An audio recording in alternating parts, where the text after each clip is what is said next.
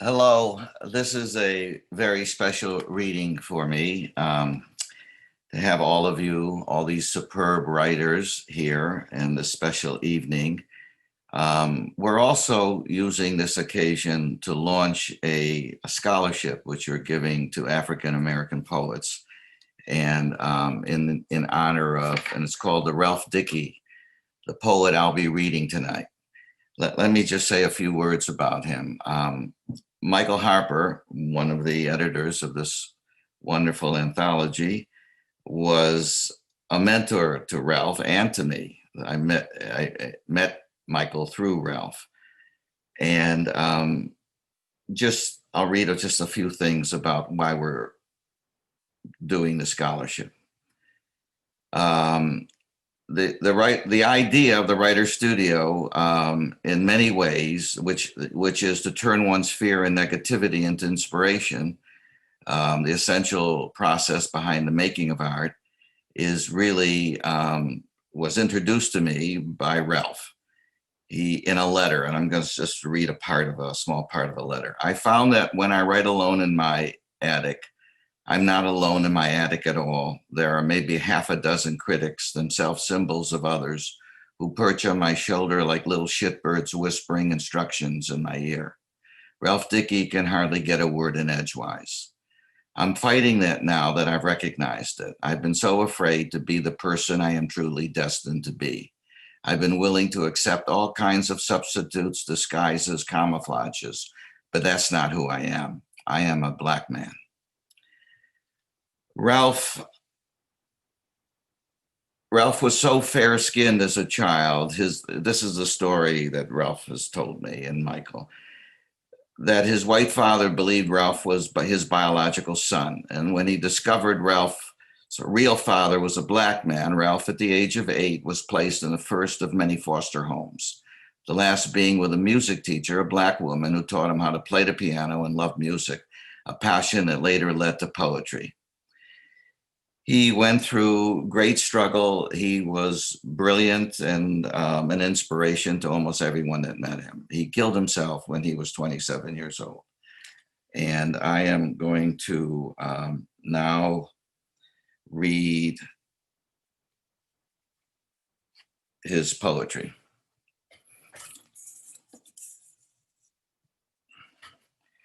Three poems. Father, I sat on my stool in the dark. A plane of light from the cracked door fell across my face like a burn.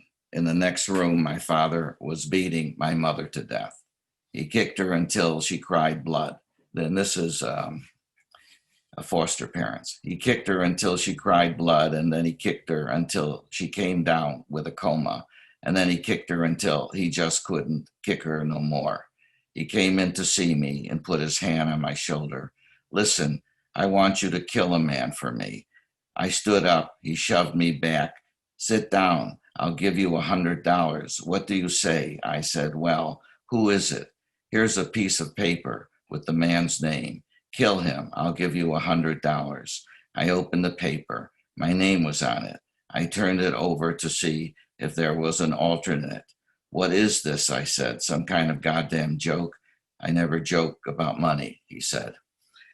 These three poems are from a book that Michael Harper published after Ralph's death. Mulatto Lullaby. Be my stillborn son, my son, so the doctors will haul you out to the world and whip your skin to suede. Be my stillborn son, my son, so the flies will land on your wet glass eyes and wade like cranes. Be my stillborn son, my son, so the flies will deposit their pouches of maggots, mouthfuls of rice. Son, born, stillborn, float in the jar like you soaked in my womb. This next poem, very short, is called Leaving Eden. It's a title poem of his one book. Named and unnamed and renamed, armed and unarmed and disarmed, I have my covenant outside the womb in the solitary confinement of my cells. The cries of my bones, like the cries of animals, followed me out of my mother into exile. I'm going to read two poems. One is for Ralph and the other one is for Michael. This was written as an elegy. The Gift, for Ralph Dickey, 1945, 1972. All that night, the sear-faced moon drifted through gray islands of sky as we tightrope the reservoir's edge, tossing stones and listening for the tiny hand claps of water. And later we went down to the frozen river where he hopped one-legged over cracking water with such laughter. I think he believed we would live forever in our bodies. He never saw his black father, and his blonde mother left him when his hair curled to wool, and he was left again when his almond-colored flesh turned cinnamon, and again until a black mother said with hands like his he must play piano, and nights he jammed with old black men in tenement basements, tapping his foot and keeping time with spoons. And it was so good, this music, it lifted him right out of his body. There were nights he would call late, then play something new and hang up without hello or goodbye, and the air rang electric. And this morning I saw his face and every face in a crowd and wished I could have told him the mystery of our life's unfolding, the eyes of these women, their bodies coats of such blossoming color. His body was found in the back seat of an old VW parked on a cliff by the Pacific, and a plastic bag was wrapped around his head like the stocking he wore to flatten his hair, and his stomach was shredded with snail poison, and his hands as large as Rachmaninoff's, were frozen to his throat, as if to feel the last sinking breath. One night I drove to those cliffs where below the surf burns blue in the moonlight and breaks yellow on black sand, with the clap of 1,000 gulls being thrown up from the earth, and I sat hunched like a gutted crab in the burning salt spray under a sky that hangs so low the lights of heaven pressed on my head like a jeweled crown. How, for a moment, a blink of time, the whole world seemed lit from within, with a music that was fire, air, earth, and water, the gift of which, like the spines of grass he lies under, sings and threads the wind.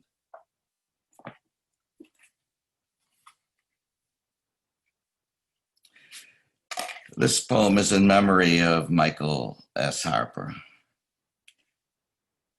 Enthrallment, the tenor sax cannibal that makes you clean, a love supreme, a love supreme. That's a quote from one of Michael's poems. You, a magic trick still looming over me, the fragile equilibrium and painful miscellany of my every strategy for the sublime. I, jobless, a draft-dodging mank, too terrified of your stature in my eyes to look up. Jews only think they're white, you said, trying to pull out of me all the embryonic pain I sanctified, the strength I'd need to survive. Each of us an apocalyptic neighborhood, a slave pierced with a Hebrew longing for an ancient bloodstream. Monks always old, always new, always deja vu.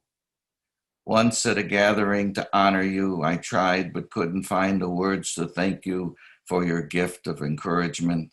You, the king of nightmare and responsibility, honorable amendments to the history of tunes sung from the abyss.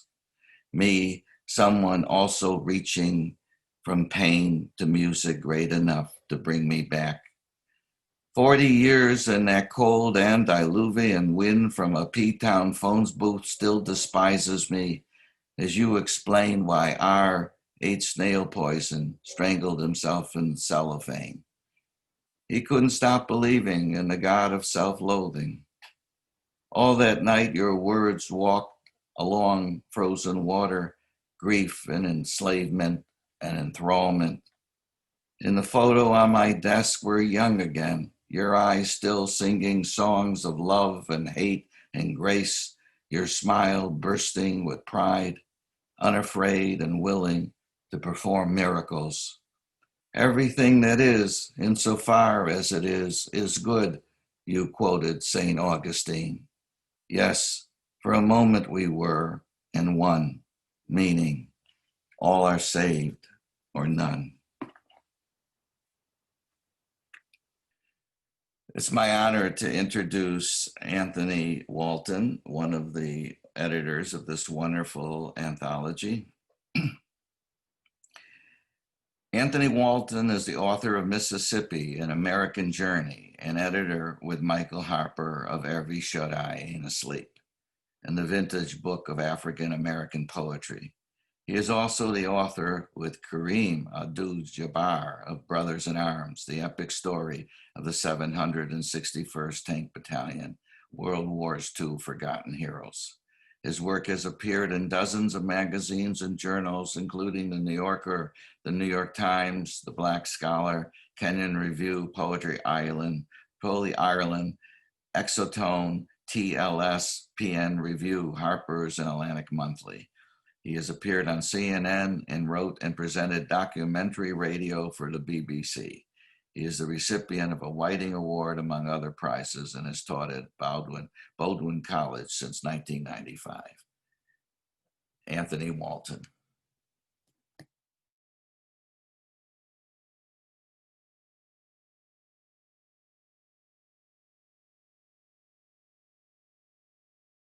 Here, I just wanted to say that it's a great honor to be here among these poets this evening and to celebrate this book, which meant a great deal to Professor Harper.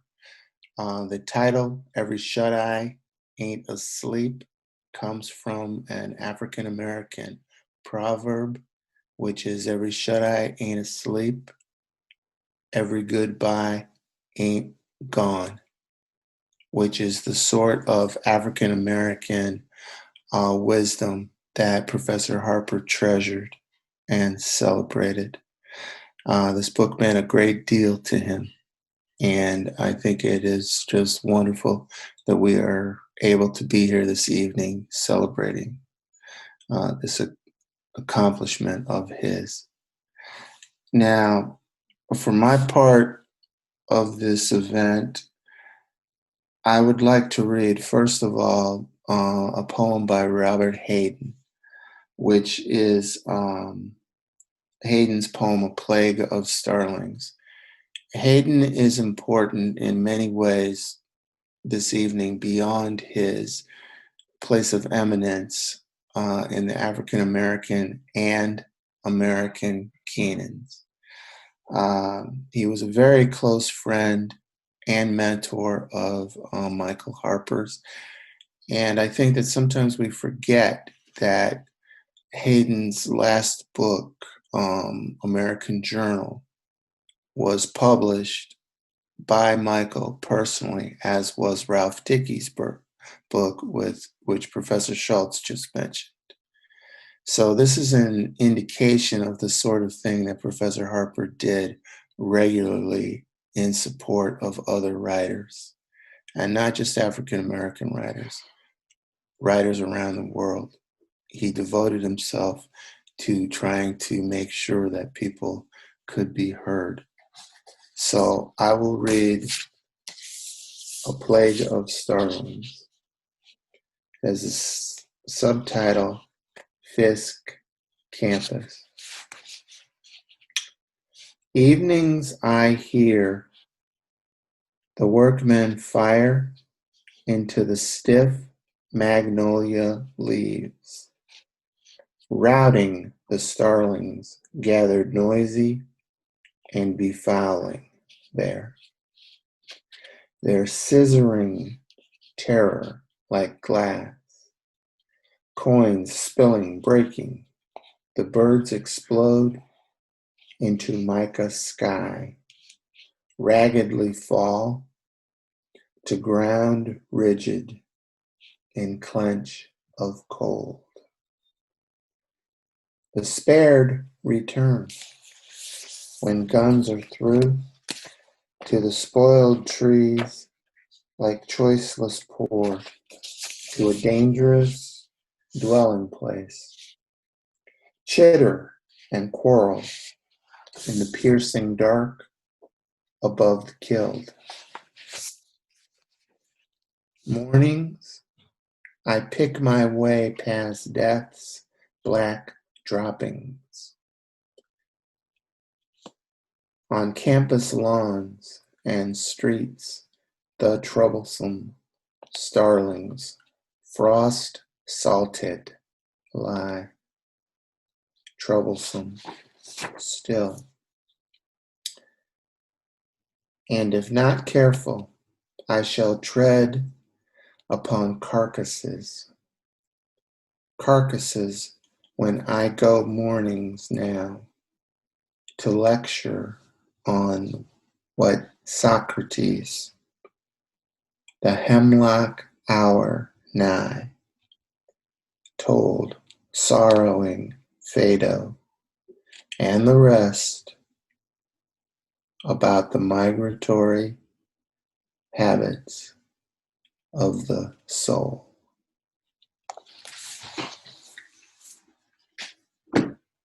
Okay, the poem of mine that I will read this evening, it's not exactly recent, but I feel that because we are having an evening of celebrating and perhaps summoning the ancestors, it feels right to read this poem.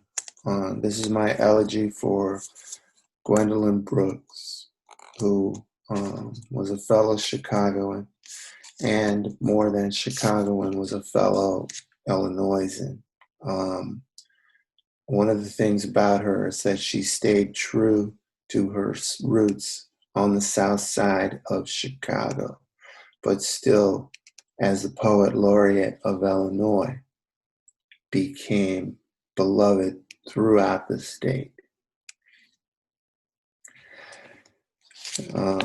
Gwendolyn Brooks, 1917 to 2000. Sometimes I see in my mind's eye a 4 or 5-year-old boy, coatless and wandering, a wind-blown and vacant lot or street in Chicago, on the wind-blown south side. He disappears but stays with me, staring and pronouncing me guilty of an indifference more callous than neglect, condescension as self-pity. Then I see him again at 10 or 15 on the corner, say 47th and Martin Luther King, or in a group of men surrounding a burning barrel off Lawndale.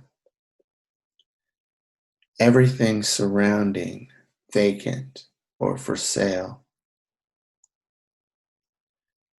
Sometimes I trace him on the train to Joliet or Menard, such towns quickly becoming native ground to these boys who seem to be nobody's sons. These boys who are so hard to love, so hard to see, except as case studies. Poverty, pain, shame, 1.5 million dreams deemed fit only for the most internal of exiles.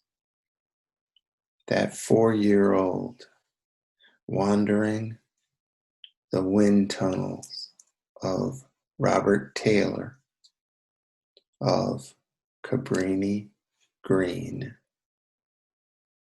Wind chill of an as yet unplumbed degree. A young boy, she did not have to know to love.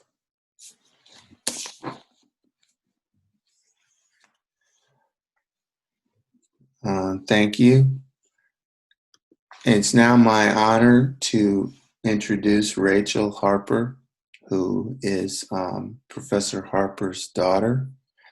As a personal aside, I'd like to say that I don't think he could be prouder of Rachel. One of the things, Michael was very interested in fiction, a close student of the novel, and had secret dreams of being a novelist. And I think that seeing his daughter come to her apotheosis as a novelist meant an enormous amount to him and must mean an enormous amount to him. So, Rachel M. Harper is the author of 3 novels. The Other Mother, upcoming from Counterpoint Press, This Side of Providence, which was shortlisted for the Ernest J. Gaines Award, and Brass Ankle Blues, a Borders Original Voices Award finalist and Target Breakout Book. Her short fiction has been nominated for a Pushcart Prize, and her poems and essays have appeared in numerous journals, and anthologies, including Chicago Review, African American Review, and Black Cool, 1,000 Streams of Blackness.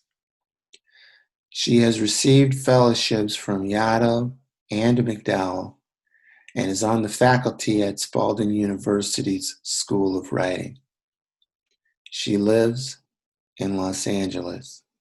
So will you join me in welcoming with us Rachel Harper?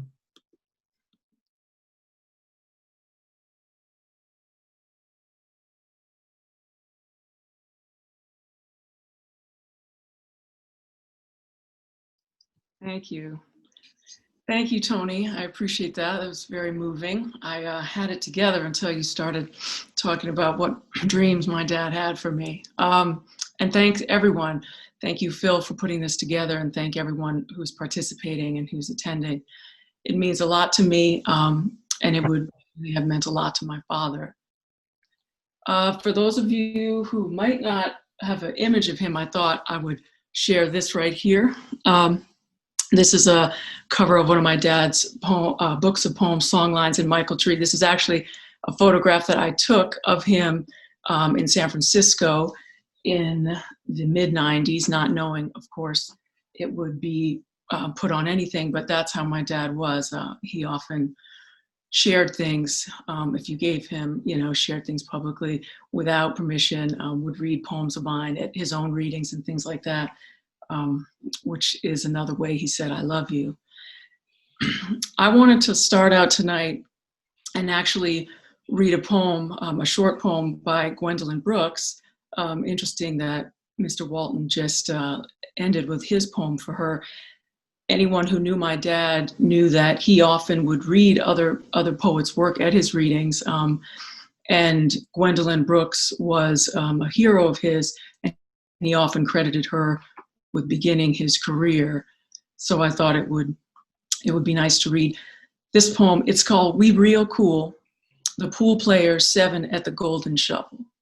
And I'm going to read it the way my dad read it, which he claimed is the way she read it. We real cool, we left school, we lurk late, we strike straight, we sing sin, we thin gin, we jazz June, we die soon. All right, so now I'm going to read 3 of my father's poems, and then I'm going to end with one of my own. The first one I'm going to read is a short poem that he wrote called American History. It is about the 1963 bombing of the Baptist Church in Birmingham, Alabama. Those 4 black girls blown up in that Alabama church Remind me of 500 Middle Passage blacks in a net underwater in Charleston Harbor so redcoats wouldn't find them. Can't find what you can't see, can you?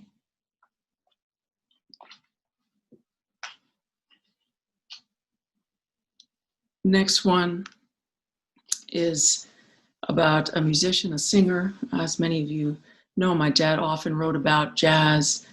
His first book, Dear John, Dear Coltrane, and was heavily influenced by a lot of jazz musicians. And this poem is about the blues singer Bessie Smith, who was killed in a car accident when she was in her early 40s in 1937. This poem is called Last Affair, Bessie's Blues Song.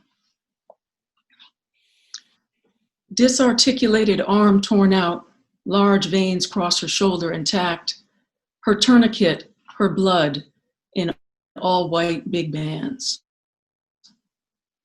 Can't you see what love and heartache's done to me? I'm not the same as I used to be. This is my last affair. Mail truck or parked car in the fast lane, afloat at 43 on a Mississippi road, 200-pound muscle on her ham bone, another nigger dead before noon. Can't you see what love and heartache's done to me? I'm not the same as I used to be. This is my last affair. $50 record cut the vein in her neck, fool about her money, told her black train wreck. White press missed her funeral in the same stacked deck. Can't you see what love and heartache's done to me? I'm not the same as I used to be. This is my last affair. Loved a little blackbird, heard she could sing. Martha in her vineyard, Pestle in her spring. Bessie had a bad mouth, made my chimes ring. Can't you see what love and heartache's done to me? I'm not the same as I used to be. This is my last affair. The last poem I want to read of my father's is actually a poem he wrote for my mother before they divorced. And it is a poem that is about their relationship and also about American history in many ways. And it's called Studs, and it's referring to diamond stud earrings that my father bought for my mother in her 40s. She still hadn't gotten her ears pierced. And she used to say, I don't have any earrings. Why do I need my ears pierced? And so my dad bought her the diamond stud earrings. And then she had a reason to get her ears pierced and wear them. At the beginning of the poem, there's an epigraph. It says, a cut above a star, rested in the womb and hands. Off-color eyes that shine through lobes, the flesh still uneaten by stick pin. He was stuck to her. This attachment, like string from the loops of the IUD, caught him unawares. In plains above the earth, on plains near the homestead, on water which he has touched with his belt and bow as a lifeguard before he met her. Yes, she could brown in that sun, the broad shoulders concealed in flesh for his children who grew beyond her. He built a shed for her tools, the garden, the chainsaw, windows faced toward the southern estuary where turtles called, for the pond swelled in the porous ground from springs, and she was a spring. All day he has thought of Seminoles. All day he has dreamed of the Narragansett. His children could fit in if the drum were opened to shells he could use for the dinner table, and shells from the sea decorate the walls of the uterus, mystery of caves he got lost in on special dates. January 15th, for instance, now a national holiday, and April 23rd, her father's birthday and Shakespeare's, where he read in a long line at the Library of Congress after visiting the Capitol where Martin Luther King Jr. stood in consummate black stone. Now he must ask about diamonds, how refraction turns into bloodlines. He could choose for band music, the territory bands of Count Basie without charts, in a beat-up van, passing for Indians, passing in the slow lane through the culture. He would place her flesh there. He would ask her to wear these diamond studs in each ear, to hear his song, to hear his name come alive in her ears. Okay, and I am going to end with a poem that I wrote many years ago, actually, and it was dedicated to my father. And despite what Anthony said, I grew up thinking my father wanted me to be a doctor. And I always, felt like being a writer wasn't that impressive to him. And then I wrote this poem, and I think he got okay with it. And he liked being subject matter for me. It's called The Myth of Music, for my father.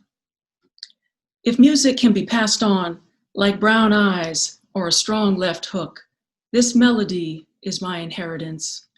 Lineage traced through a title track, displayed on an album cover that you pin to the wall as art. Oral history taught on a record player, the lessons sealed into the grooves like fact. This is the only myth I know. I sit on the hardwood floors of a damp November, my brother dealing cards from an incomplete deck, and I don't realize that this moment is the definition of family. Collective memory cut in rough textured tones, the voice of a horn so familiar, I don't know I'm listening, don't know I'm singing, a child's improvisation of giant steps or impressions.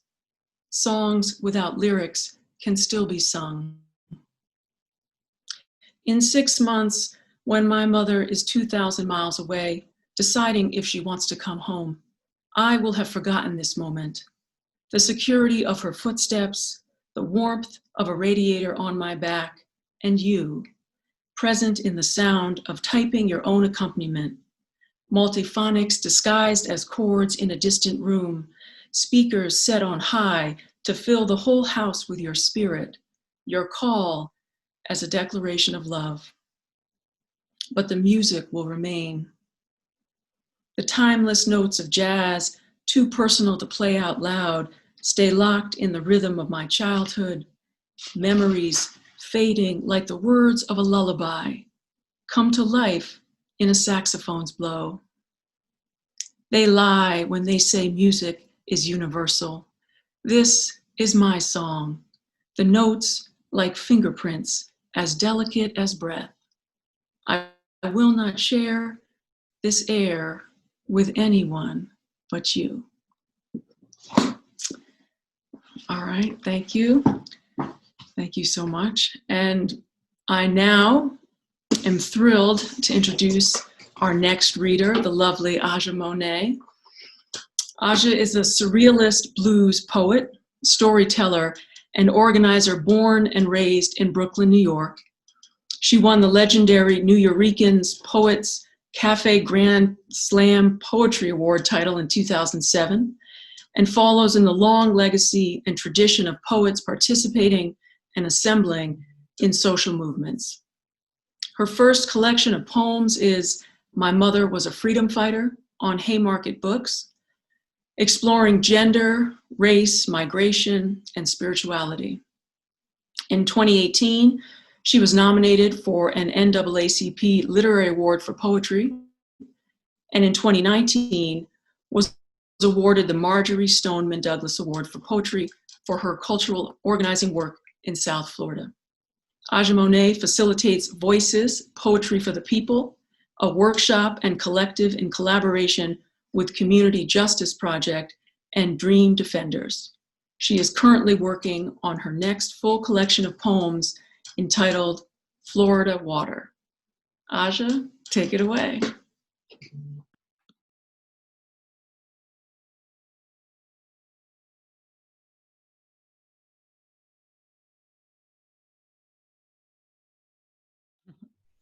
Thank you so much, Rachel. Can you guys hear me? I just want to make sure. Some people let me know. Let me know, because I don't know if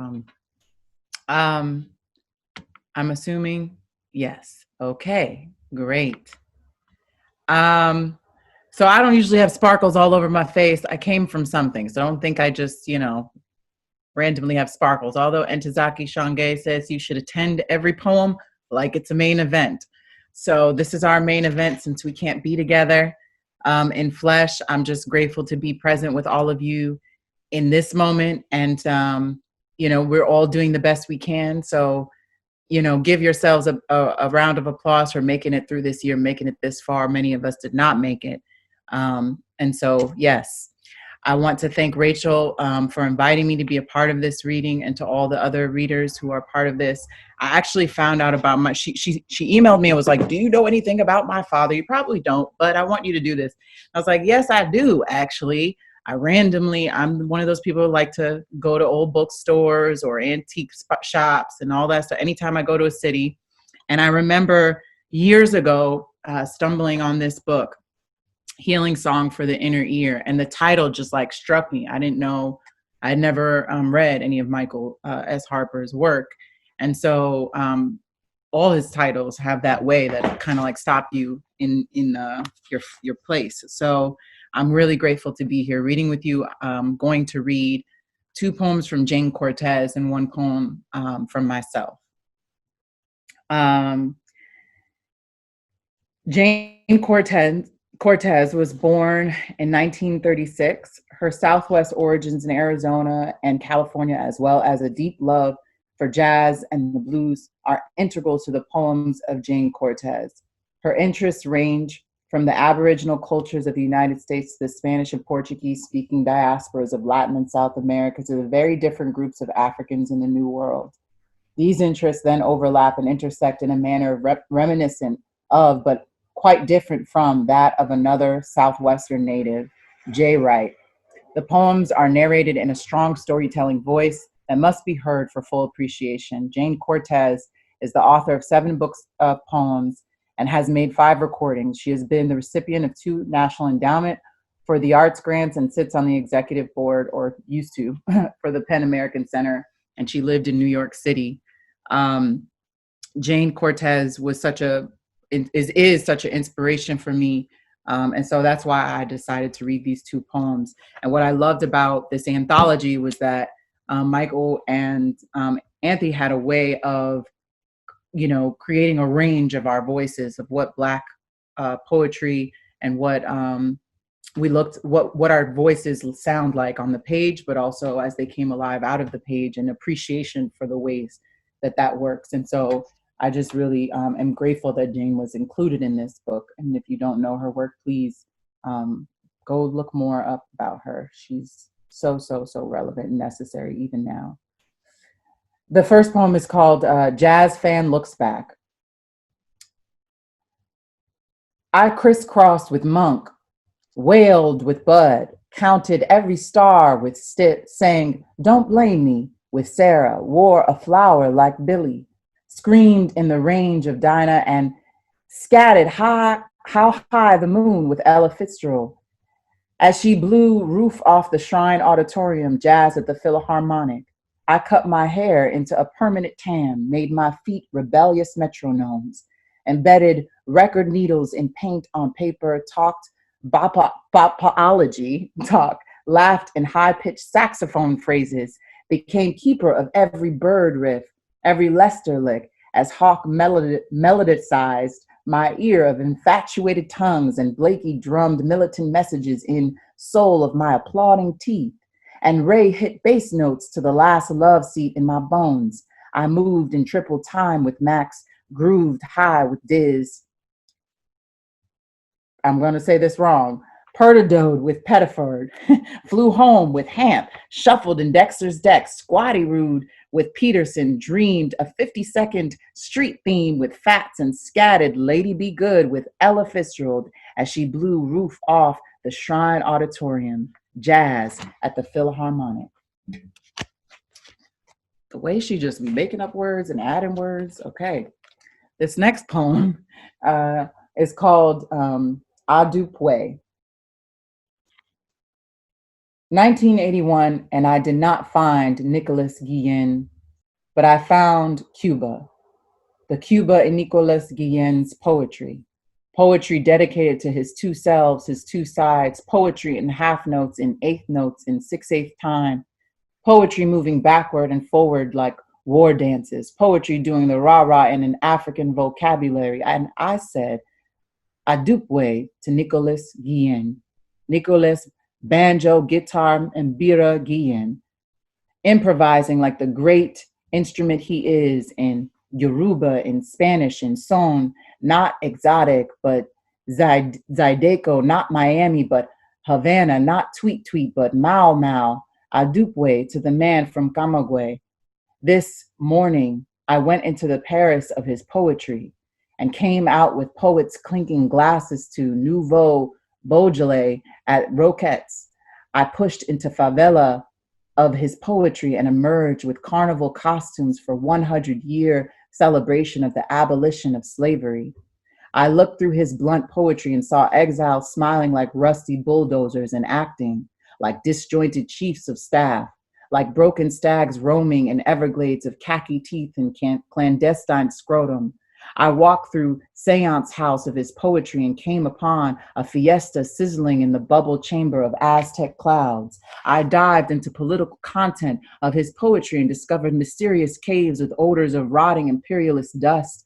I looked at shell-lined pelvis of his poetry and saw infragreen heat of human capacity snaking down through underground galaxy of atomic clocks.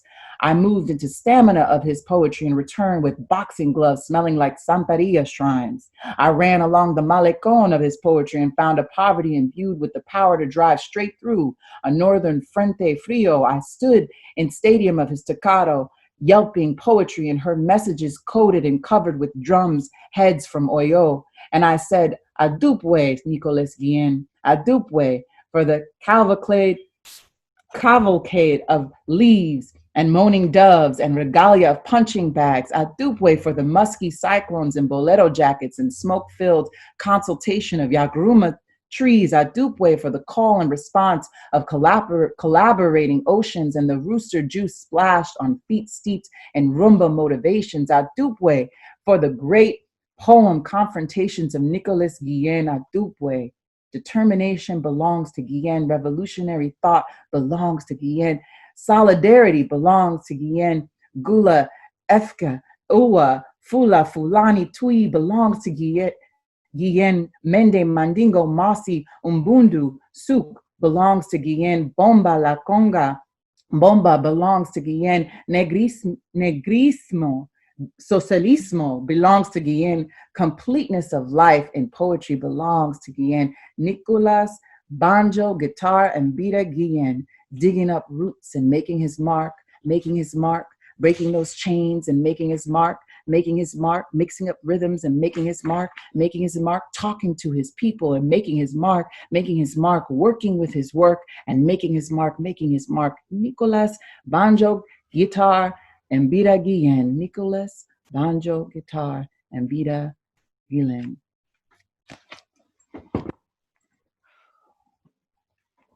Okay. All right. The next poem I'm going to read is a poem by myself, and it's a fairly new poem. It's not published anywhere. Hopefully, will be published in the next week. I think it's coming out with Zora Mag on Medium. So this year, there's been a lot of uprisings, obviously, around George Floyd's horrific murder. And in this moment, as those uprisings are happening, as people are organizing, there's also been a lot of, reflections that we have to make about the ways that we show up in our communities for each other, and particularly for Black women. And one of the sisters from Tallahassee, Florida, who was an organizer and working to, defend and protect our people, was not protected and was murdered and raped. when she was seeking shelter. And her name is Olawatoyin Salau. And so this poem is dedicated, is for her. And it's titled in the translation of her name, which is, "It is worthy to give God praise." Did I tell you they murdered my sister who was myself? This rerun of the worst episode in American history, tiptoeing again. I am fighting for someone who does not love me back, for true, as the words say, does not love they self or us, numb, drunk, ego, black, as my brother, he will not fight for me too, until I'm a hashtag or caught on camera not talking back, black like a sit-in or a coffin shimmering in the grave of a meme, black like a punchline laughing at my busted lip. Everywhere I look, I am coarse, curl-colored, head wrapped, heavy with hurt, healing harmonica, dreaming of breath, called a kiss some places is also a hug, some say. What is a movement that cannot hold us tender? What is a man that is not a man, but a wound of weapon, broken and breaking everyone near, capable of loving more than themselves, if not sorry, always sorry, unwilling to undo the work it takes to be luminous, or infinite stargazing, lest we pay in sex or pleasure porn, my death, so sexy, I'm worth less alive. We will not survive this madness, this denial, this mirror that does not know its own face. Lovelessness cannot make a heart whole. We stay 1, 2, maybe 3 restorative circles away from the backlogged rape kits gathering dust in the dirty drawers of our lovers. All the little girls in my voice gone missing, meet in my poems thrifting the blues, unsilenced and worthy of mention. A resurrection of roads unpaved with good intentions, a tired waistline, a shower, a safe bed, a nightmare nesting, my obituary, the ceremony put to rest. Who will survive what survives us?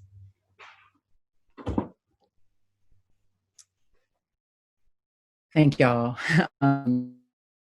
Sad we can't see and feel the energy, but thank you so much for listening. And I'm so honored now to introduce the next poet.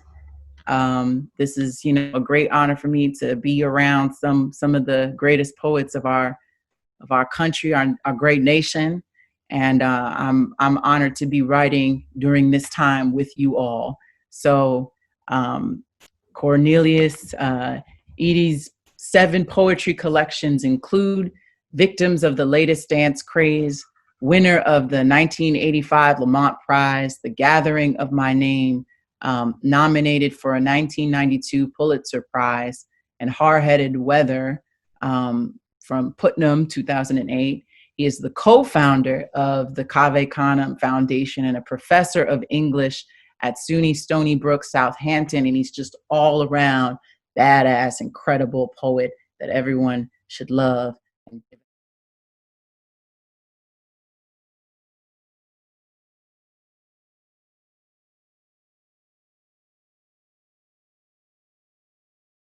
Well, I'm going to, well, I'm very happy to be here.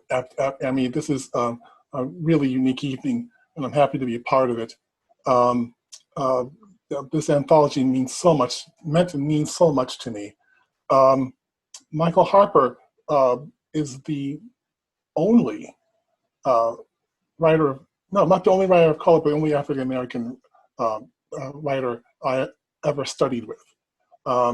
And that was thanks to my winning a scholarship for a summer workshop at the University of Rochester. Well, Michael showed up to teach. This is just around the time that Dear John Dear Coltrane was published. So he showed up. I only had him for 5 days, actually 4, because he took a day off for some reason and didn't really explain to us why he was doing it, but he did it. So I only had him for 4 days, but he made an incredible impression upon me, especially with the connection between music and jazz.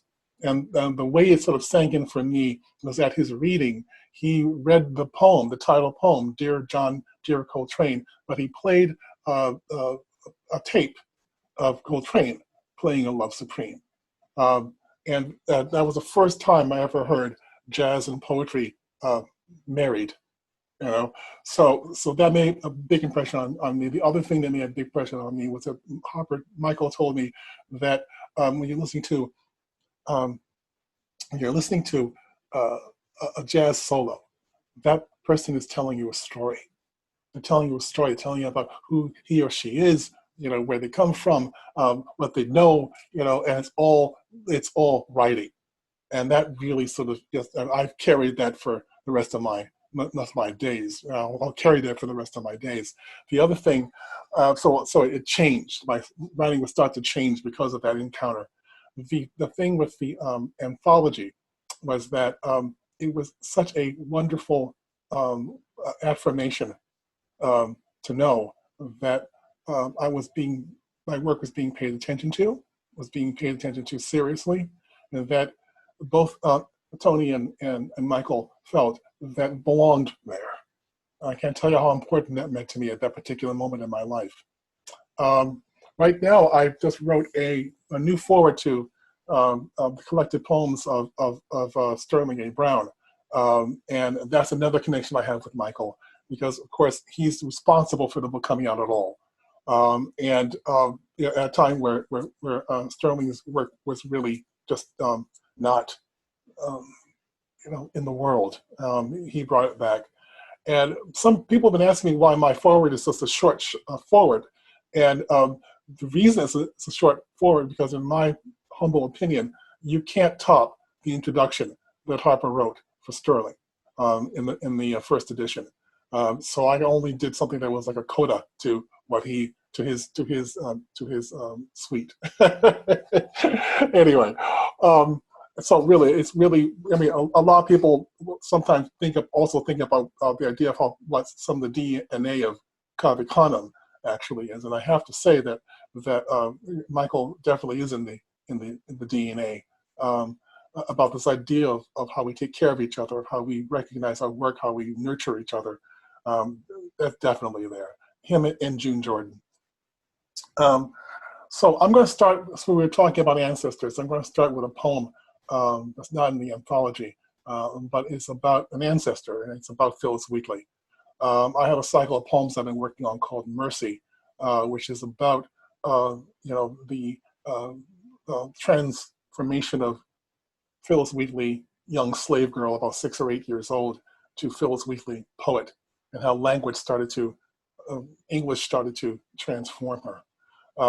And this poem to Phyllis Wheatley's mother is actually had its genesis from having a conversation with somebody years ago in Washington State with a scholar.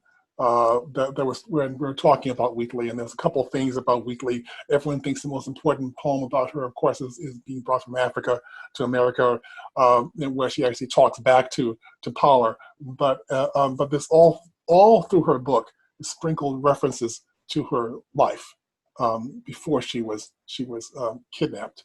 And you have to understand that. That's also part of what I'm trying to get at.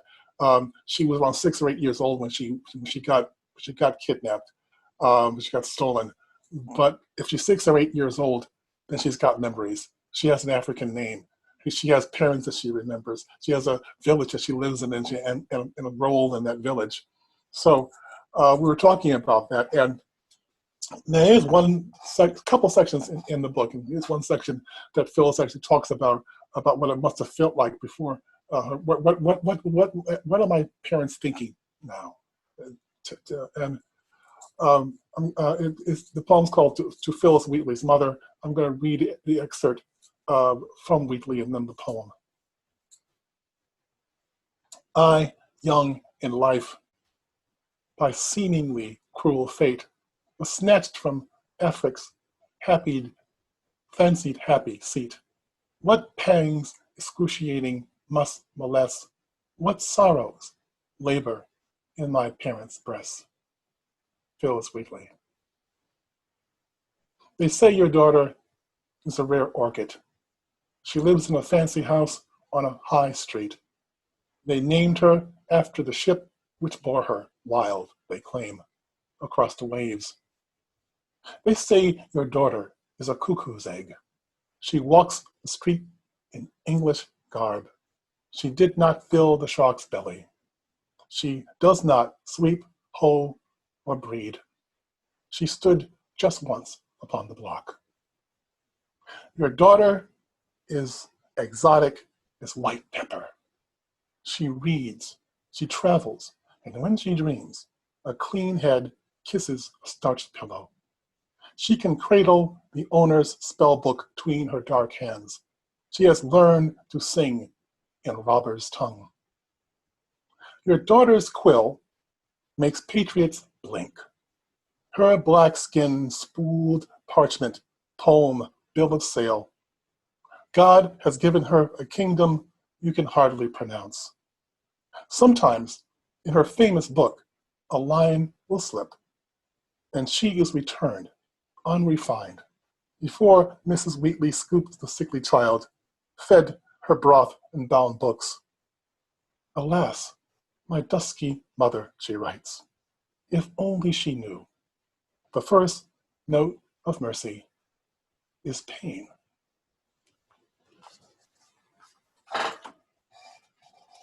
I'm going to read a poem that sort of gives an indication of how Michael's fingerprints ends up in my brain when it comes to jazz and poetry. Why Was I Born? A duet between John Coltrane and Kenny Burrell. And this is something that Coltrane and Burrell did on a record back in the 50s. And they only did one take of it. It's just a duet between the two of them, nothing else, no rhythm section. So why, asked the guitarist, and the saxophonist, a genius, a lover, sidesteps the question, blows a kiss instead. Then they both begin to speak like bourbon being poured into a glass at which bar? The eternal one, bathed in the open light of the test pattern, the one where the phone booths are all functional, but so better here than your shitty apartment. His, her scent on the bed sheets until wash day, perhaps longer. Better here than finding lipstick on a bathroom glass, his brand of cigarette on the dresser. Their melody is the touch you now wish you'd never learned, the caress of fingers and breath that promised. What hurts is beautiful, the bruise of the lyric.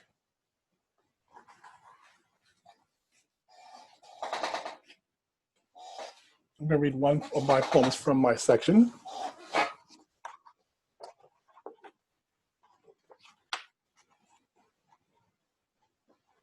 Oops, where's my section? Here went my section. Okay.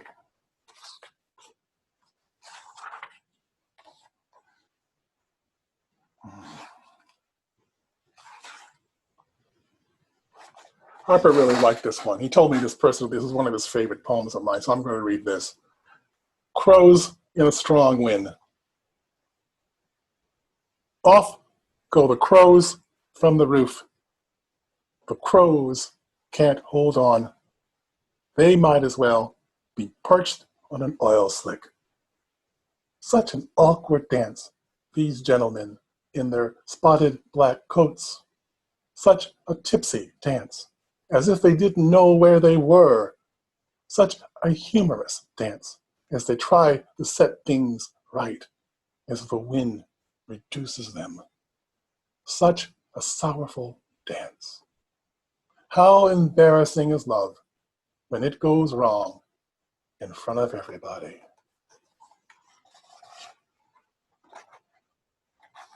And I'm going to end with a poem by Kelvin Forbes.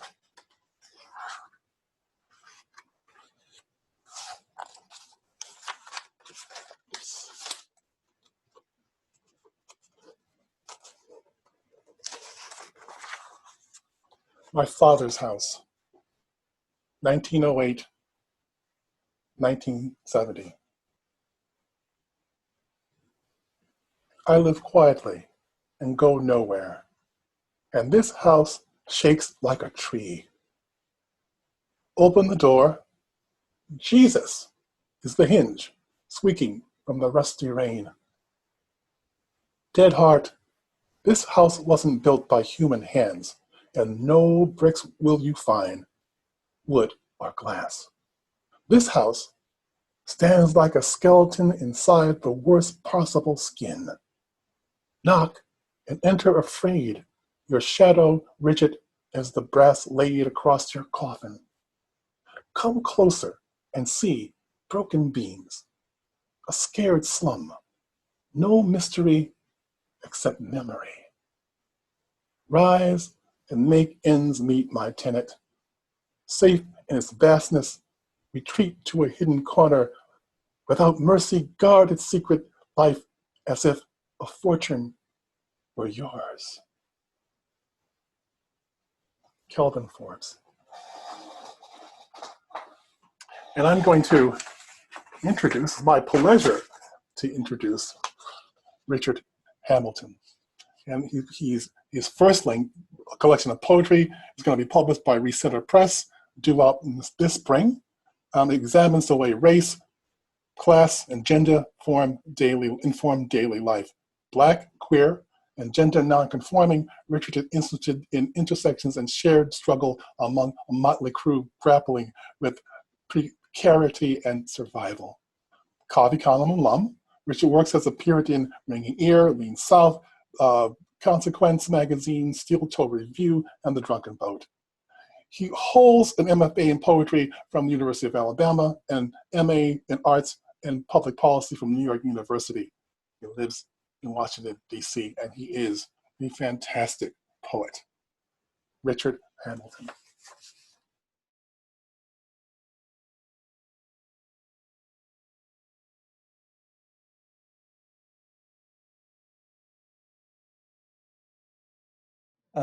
Good evening, everybody. I'm also the wild card here, and I'd like to thank Cornelius and whoever else threw my name or tossed my name into the hat to join you guys at this event, because I am the youngest among you in terms of publishing record, and I call myself a poet with a small p.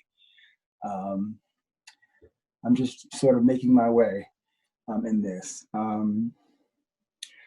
In the spirit of summoning the ancestors, our loved ones, I'd like us all to take a brief moment of silence to honor all those who are homeless, dispossessed, disappeared, jailed, detentioned, tortured, sick, and shut in. Let's take a moment and invite them to the table. Let us all be at the table.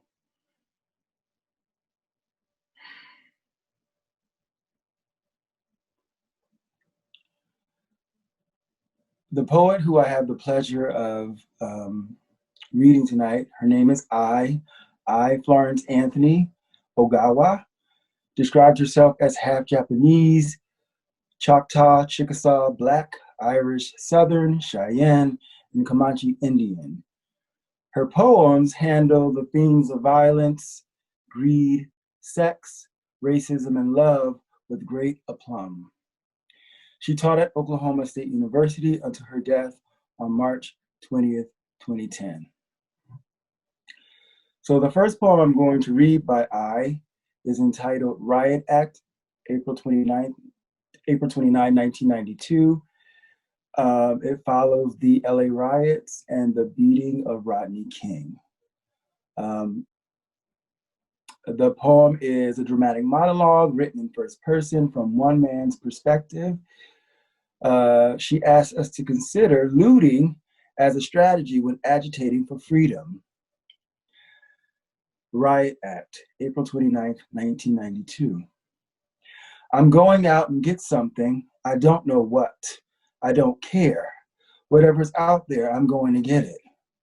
Look in those shop windows at boxes and boxes of Reeboks and Nikes to make me fly through the air like Michael Jordan, like magic. While I'm up there, I'm Spike Lee. Looks like he's flying too, straight through the glass that separates me from the virtual reality I watch every day on TV. I know the difference between what it is and what it isn't. Just because I can't touch it doesn't mean it isn't real. All I have to do is smash the screen, reach in and take what I want. Break out of prison.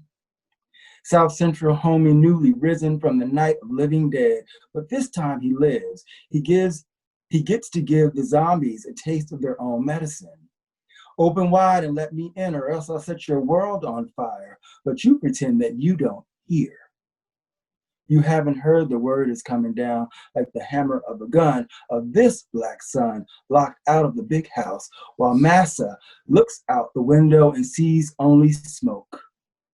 Massa doesn't see anything else, not because he can't, but because he won't. He'd rather hear me talking about more money, more honeys, and gold chains and see me carrying my favorite things from looted stores than admit that underneath my Raiders cap, the aftermath is staring back, unblinking through the camera's lens, courtesy of CNN, my arms loaded with boxes of shoes that I will sell at the swap meet to make a few cents on the declining dollar. And if I destroy myself and my neighborhood, ain't nobody's business if I do.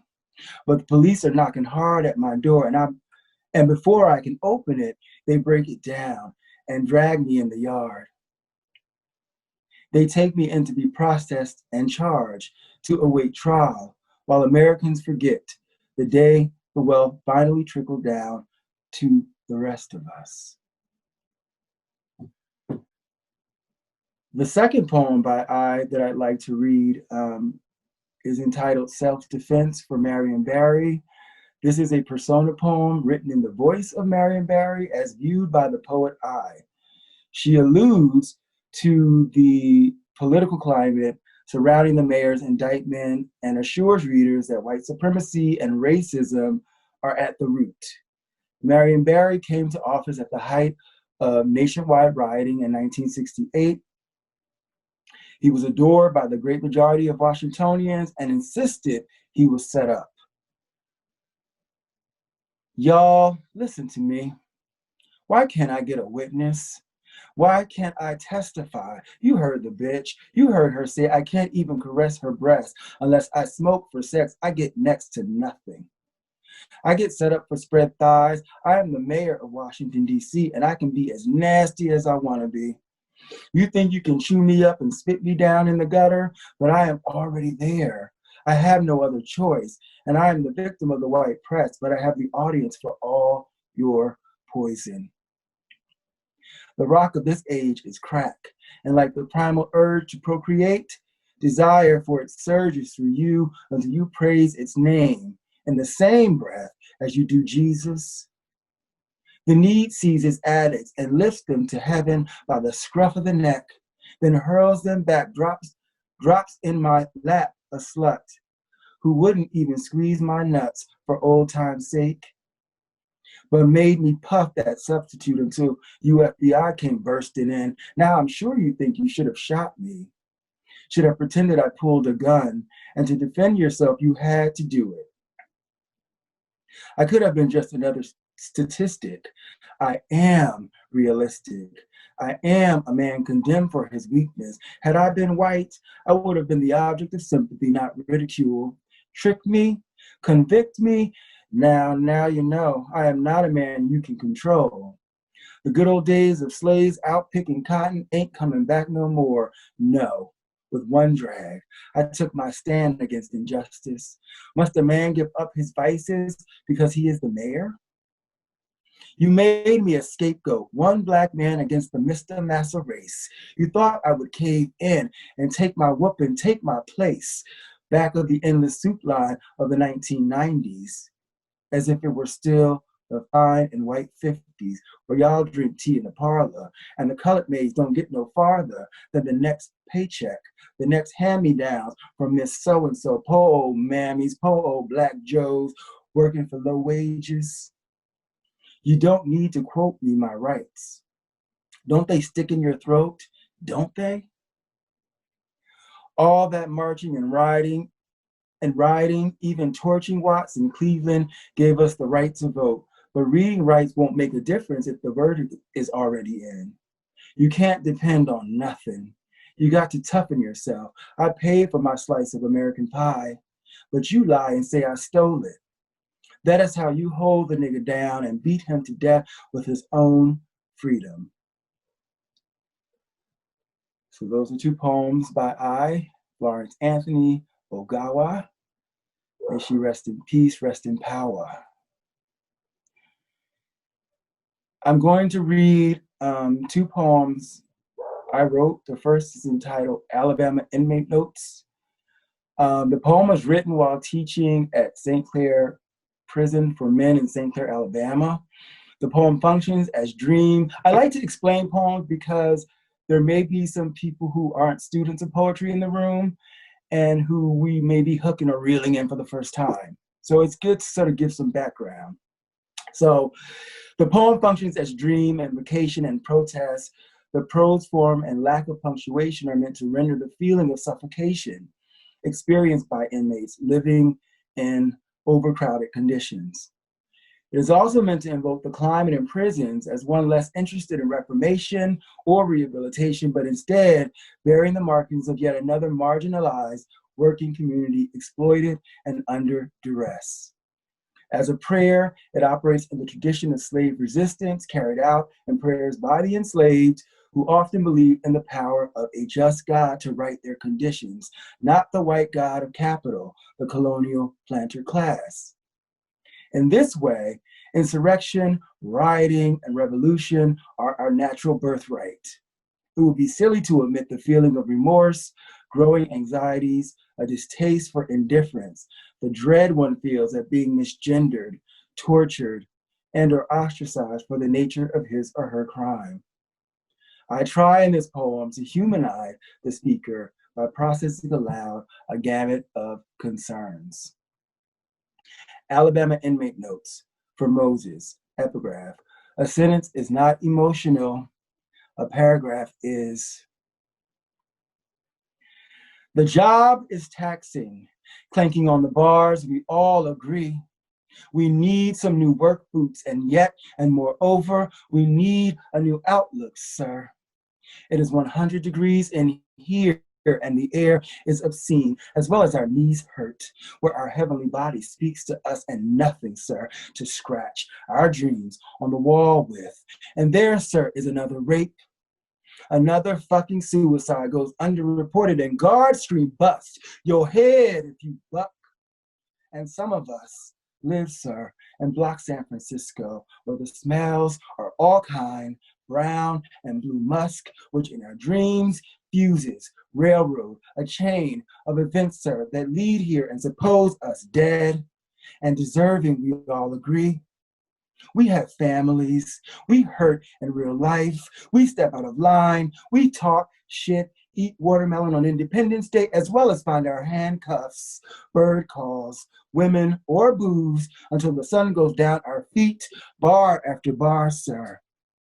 As the clanking renews itself, as we take lint from the laundry room to cot with us, we all agree. As we ink, we blot out, we meld, we murder, we assemble for chow. With each clanking bar, our heavenly body speaks of. And the final poem I wrote while working as a security guard at a insane asylum in Jackson, Louisiana. And I was reading, just for some background,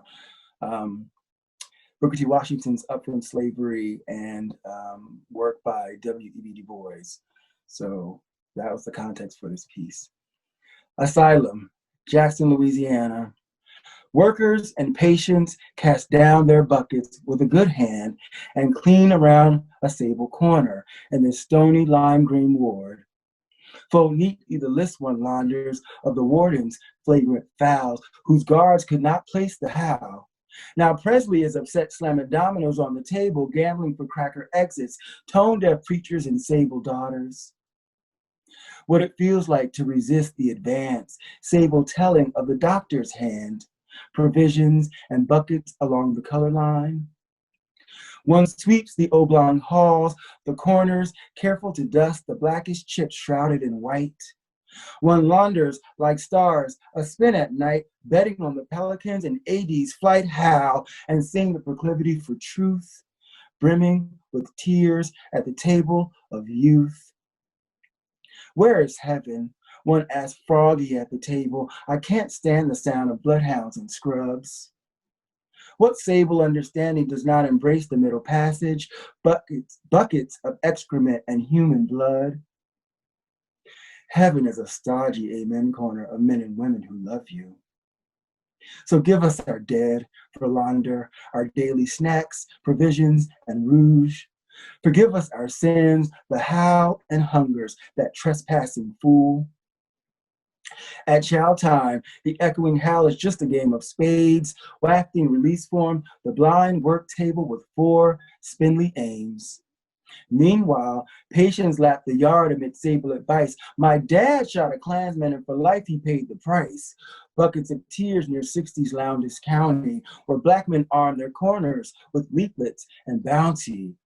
Alabama, one guard quipped, laundered lists of Cold War hicks and Union poets with holy socks who laundered intel about militant wops, story quilts, and X like Ginsberg's How.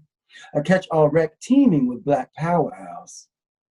Back at the table, guards fill out their daily logs, talk of poop flung across the hall, sable haircuts, and petty fights. Worker scores push black ink blots and buckets of bland hindsight. It is easy to look on the grounds crew with woe, corner stores where workers bleed their dough on booze. The canteen is a corner market-driven scam, pudding and honey buns and high demand men. Launder before shakedowns, Brandon yells, a cinema where cowboy westerns howl and swell the anxieties. Suicide watch for Dave and Latrice. Remember the table that clung to Denise? Mutant army of white coats cock an injection for the sable daughter. Workers and patients share the dilemma. Their indigent buckets drawing the corners in, where stone is no better to launder than men are to praise. Each howl for work hours and toilet paper, both table their violet demands, sable morning's providence, cleaning their buckets and lazy hand. It is my great, great, great honor to introduce Miss Elizabeth Alexander, who is a poet, educator, memoirist, scholar, and cultural advocate. She is the president of the Andrew W. Mellon Foundation. She has held distinguished professorships at Smith College, Columbia University, and Yale University, is a member of the American Academy of Arts and Sciences, a chancellor of the Academy of American Poets, and serves on the Pulitzer Prize board. Alexander composed and delivered praise song for the day for the inauguration of President Barack Obama in 2009, and is author or co-author of 14 books, including American Sublime, Pulitzer Prize finalist for poetry in 2006, and The Light of the World, Pulitzer Prize finalist for biography in 2015. A warm welcome for Miss Elizabeth Alexander.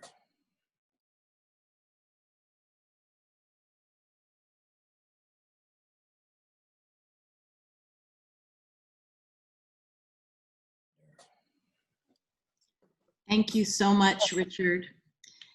It is wonderful to be with everyone tonight, and it is wonderful and very emotional to be remembering our beloved MSH. Here is something he said. I began to write poems because I could not see those elements of my life that I considered sacred reflected in my course of study.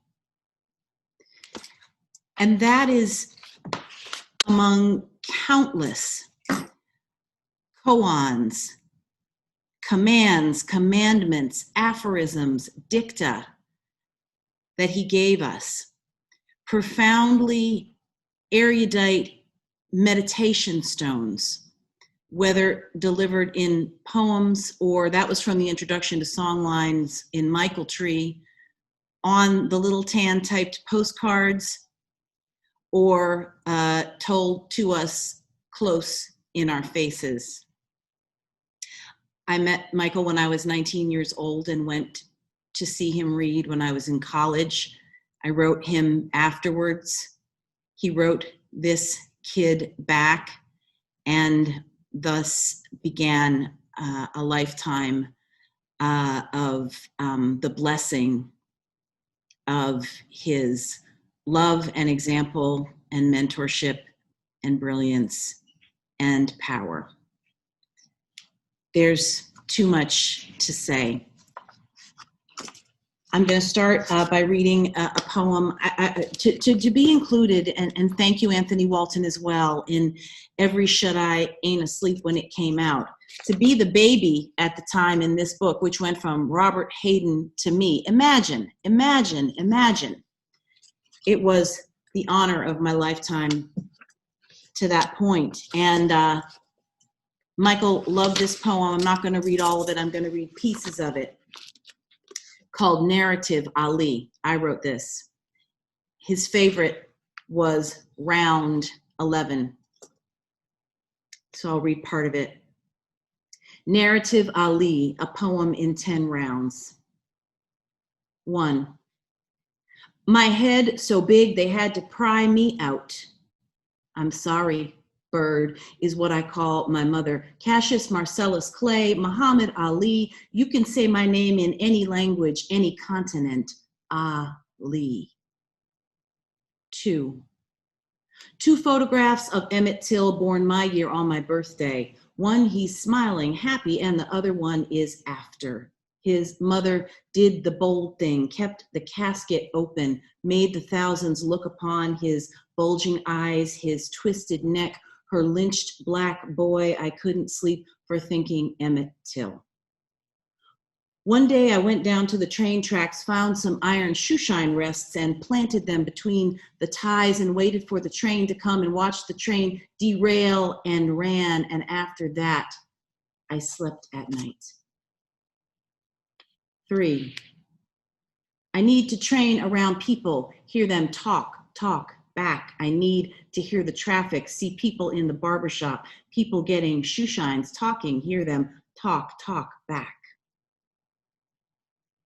4, bottom line, Olympic gold, can't buy a black man a Louisville hamburger in 1960. Wasn't even real gold. I watched the river drag the ribbon down, red, white, and blue. 5, laying on the bed, praying for a wife, in walk Sanji Roy. Pretty little shape, do you like chop suey? Can I wash your hair underneath that wig? Lay on the bed, girl, lie with me.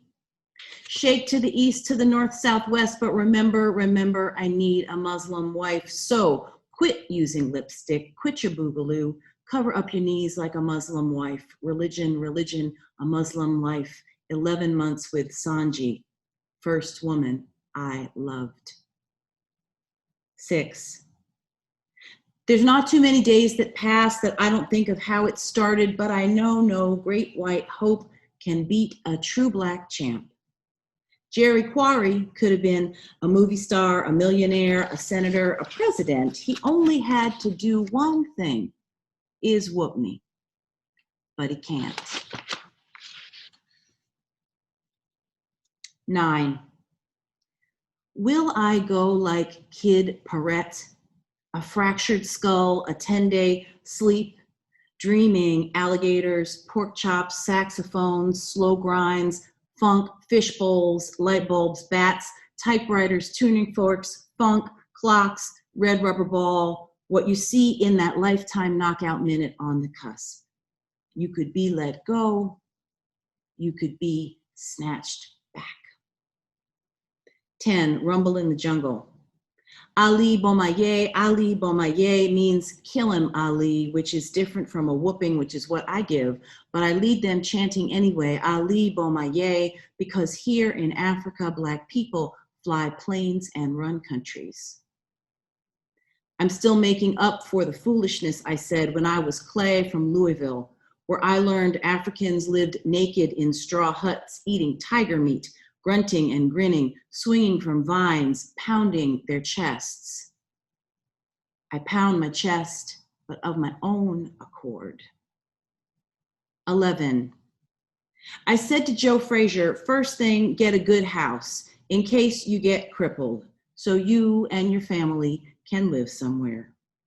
Always keep one good Cadillac. And watch how you dress with that cowboy suit, pink suits, white shoes. That's how pimps dress, or kids, and you a champ, or wish you were, 'cause I can whip you in the ring or whip you in the street. Now, back to clothes. Wear dark clothes, suits, black suits, like you the best at what you do, like you president of the world. Dress like that. Put them yellow pants away. We dinosaurs gotta look good, gotta sound good, gotta be good, the greatest. That's what I told Joe Frazier. And he said to me, we both bad niggers. We don't do no crawling. 12. They called me the fistic pariah. They said I didn't love my country, called me a race hater, called me out of my name, waited for me to come out on a streetcar, shot at me, hexed me, cursed me, wished me all manner of ill will, told me I was finished. Here I am, like the song says, come and take me. The people's champ, myself, Muhammad. The next poem I want to read is a short poem by Michael with a story, commands, commandments, something we are all familiar with. One time when I was living in Chicago decades ago, he came through for the MLA, which, as we know, he often attended. And dutiful younger that I was, I called him at his hotel and I welcomed him to town and asked him if he needed anything, if there was anything that I could bring him or do for him. He didn't hesitate. He said, yes, you can bring me a typewriter. I really wish we were all together, so I brought him a typewriter. This is a poem that he wrote, and this just to say that he was a seer. This is a poem that could be written today. Song, I Want to Witness. Blacks in frame houses call to the helicopters, their antlered arms spinning. Jeeps pad these glass-studded streets. On this hills are tanks painted gold. Our children sing spirituals of Motown, idioms these streets suckled on a southern road. This scene is about power, terror, producing love and pain and pathology. In an army of white dust, Blacks here to testify and testify and testify and redeem in black smoke coming as they wave their arms, as they wave their tongues. And then to finish, it's been so wonderful to see the thread of Gwendolyn Brooks going through this reading. When she chose his first book, Dear John, Dear Coltrane, for University of Pittsburgh Press, as we remember, one of his favorite stories to tell was that she wrote to him, "You were my clear favorite." And she was someone whose name and words he upheld. And of course, her words mean so much to so many of us. And So this poem is in every shut-eye. So wonderful to hold this book, to have this book, to go back into this book, to go back into these memories. And this is To an Old Black Woman, Homeless and Indistinct by Gwendolyn Brooks. 1. Your every day is a pilgrimage, a blue hubbub. Your days are collected bacchanals of fear and self-troubling. And your nights, when you put down in alley or cardboard or viaduct, your lovers are rats, finding your secret places. 2, when you rise in another morning, you hit the street, your incessant enemy. See, here you are in the so busy world. You walk, you pass the people. No, the people pass you. Here's a rich girl marching briskly to her charms. She is suede and scarf and belting and perfume. She sees you not. She sees you very well. At 5 p.m, Miss Rich Girl will go home to brooms and vacuum cleaner and carpeting, 2 cats, 2 marble top tables, 2 telephones, shiny green peppers, flowers in impudent vases, visitors.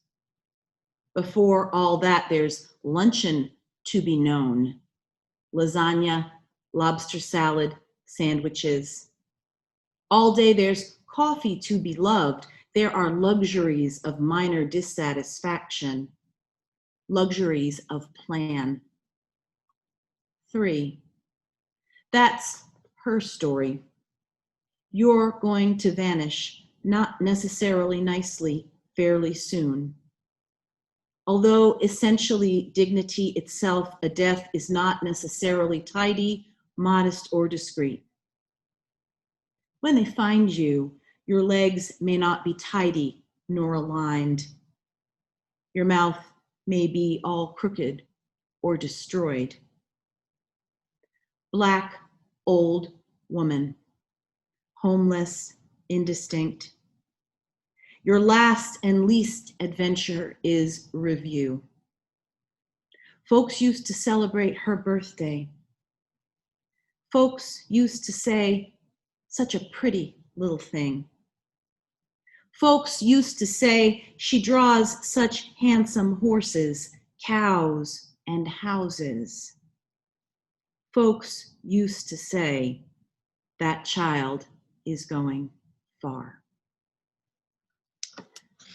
So I thank you all. I thank you for the honor of this invitation. And I know Michael is with us in so many ways. And he is the one who taught me the blessing of being a Black poet. Thank you. Thank you. Thank you. What a deeply moving and powerful, so powerful reading. You out there, we cannot hear you, but you can show your appreciation in the chat room. Do write comments, and I'm gonna bring back all the readers on the screen right now, if I can. You can all come back. Aja, Richard, Phil, Cornelius. Are we all? Yes. Who are we missing? Phil? So the audience can say goodbye. You can say goodbye to the audience. It's Zoom awkward way to do this, but I just wanted to bring you all at the screen, and thank you, thank you, thank you. It was an extraordinary reading. Thank you all. Thank you, everyone. Thank you. Thank you all. Thank you. So much. Thank you, thank Great, you. great to Yeah. see everybody. Yes. So wonderful. Yes. Hi. Hi. Okay, thank you all. I don't know what happened to my screen suddenly disappeared, but listen, we've been going for 33 years. This is the most moving reading I've ever seen here. I can't tell you how much this means to me, really. It's almost like everything's new again or renewed again. Thank you, thank you, thank you. Back at you, buddy. Good night, friends. Bye. Thank you. Thank you all. Bye, Thank everybody. you. Thank you. Bye, everyone. Bye. Thank you. Bye.